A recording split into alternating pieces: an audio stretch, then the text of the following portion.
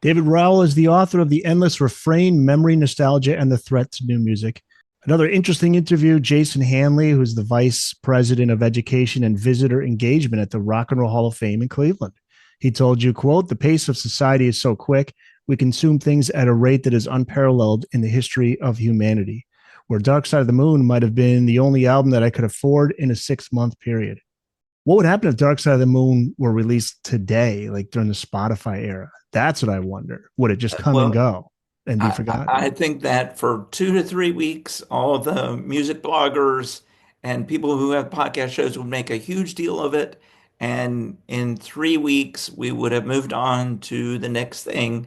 It's like back when Dark Side of the Moon was released, it was so much more than just a new album. It had a hold on the culture for decades. It's a brilliant musical statement from start to finish.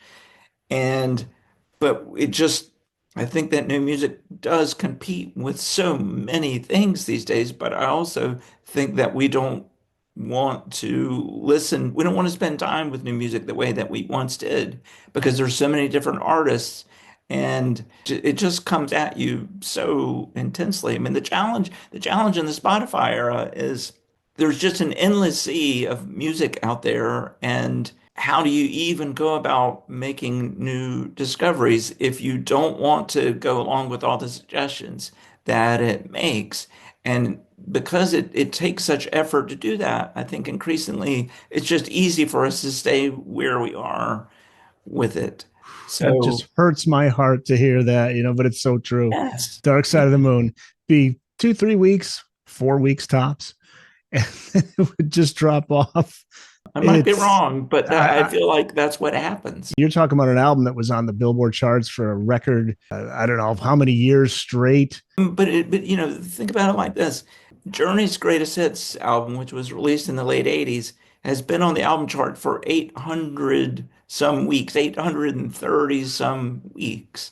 And so what does that tell us? But that we want to keep hearing, that new generations want to keep hearing that music, that was made then. And so on the one hand, there's hope for new people discovering Dark Side of the Moon, but we're talking about music that was made then. If it was released now, it doesn't get released with the sense of aura and awe that it has because people understand what Dark Side of the Moon is, that it's one of the biggest albums in the history of rock.